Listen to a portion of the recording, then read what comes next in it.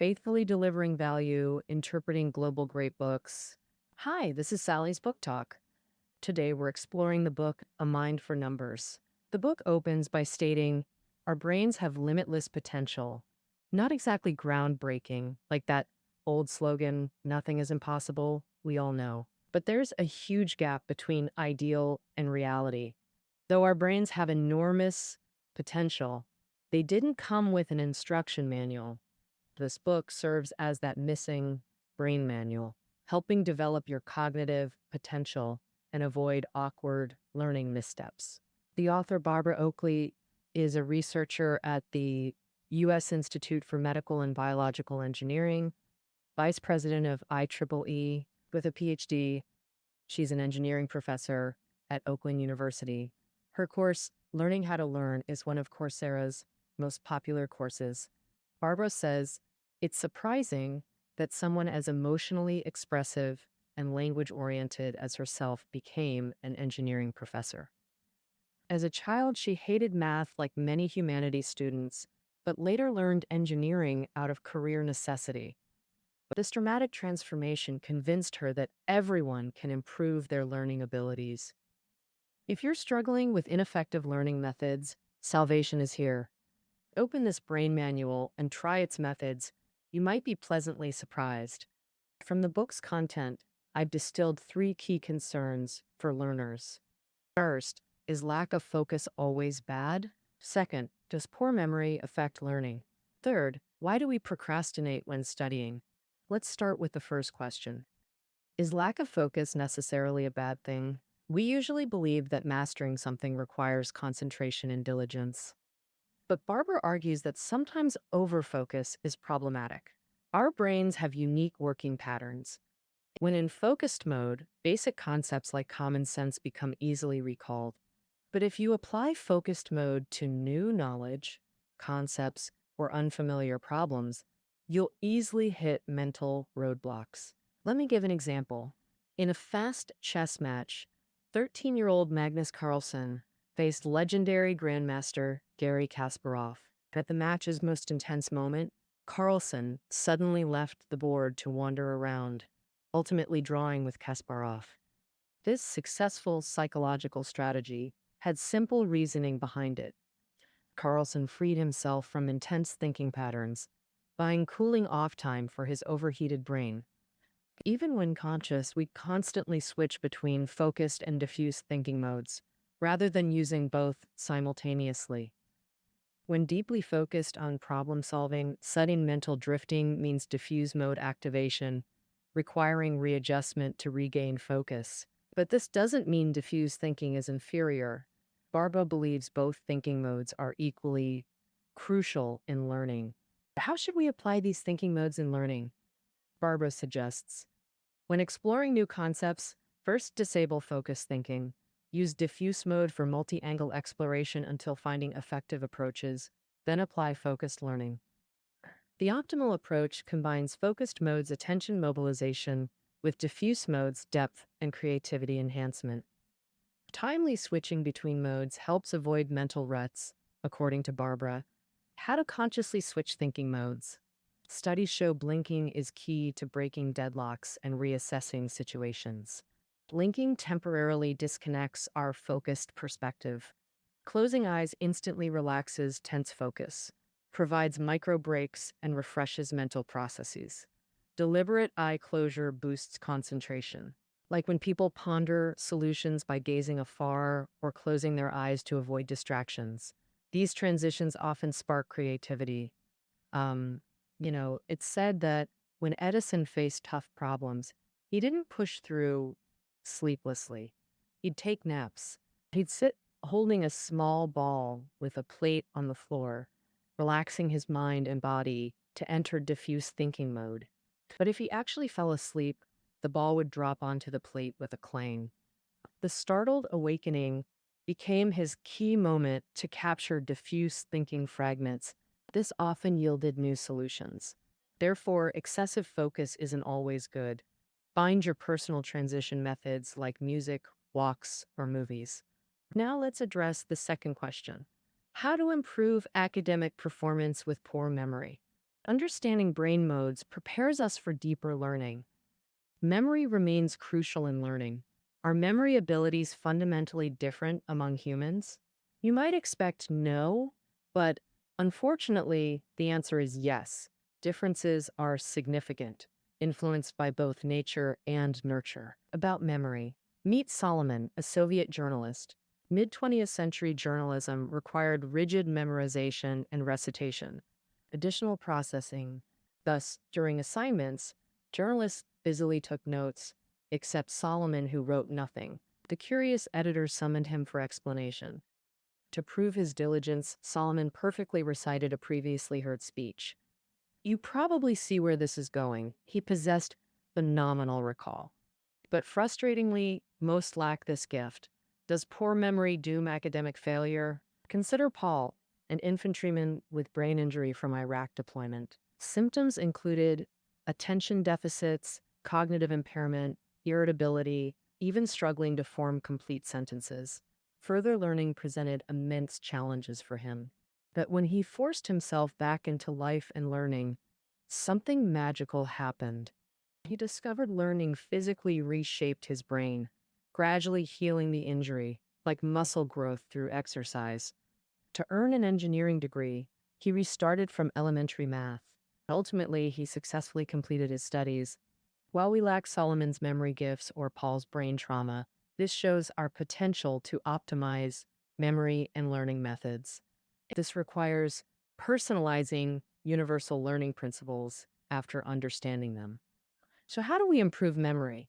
Or better yet, how to master effective learning methods? First, we need to introduce a slightly technical term: chunking. Crucial in focused learning. Don't be intimidated by this fancy term. Actually, you do this constantly. Take memorizing POP, combining POP into meaningful chunk. Chunking means grouping information fragments by meaning. You've probably heard of continental drift theory by Alfred Wegener, early 20th century German scientist. His discovery process perfectly demonstrates mental chunking. Imagine Wegener intensely studying maps, analyzing collected data, suddenly noticing continental edges fit like puzzle pieces. Considering this possibility, Wegener verified matching rock formations and fossils across continents, solidifying his theory. His mind visualized ancient supercontinents formation and fragmentation. When accumulated information fragments organized sequentially, Wegener excitedly discovered previously confusing elements now made perfect sense. Let's summarize. Solomon had phenomenal memory, but couldn't discover continental drift like Wegener. Even with Wegener's information, he failed because he didn't chunk knowledge.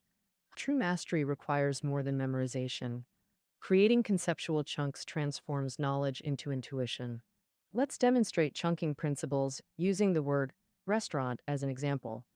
First, focus attention through repetition. This builds neural chunk connections. Avoid distractions during this phase. Start by learning pronunciation and Chinese meaning, health team, then connect English-Chinese meanings. Beginners often struggle with the word's length and letter sequence. Second step, the core of chunking, understanding. Package concepts into chunks using vivid examples. Break restaurant into rest, auster, ant. Recognize components, rest plus ant, creating a mnemonic. A tired ant yells, AUR, wanting to rest at the restaurant entrance. Unleash your imagination in this phase. The poor ant's humorous plight helps memorization. Second step, contextualization. Deepen understanding through usage scenarios.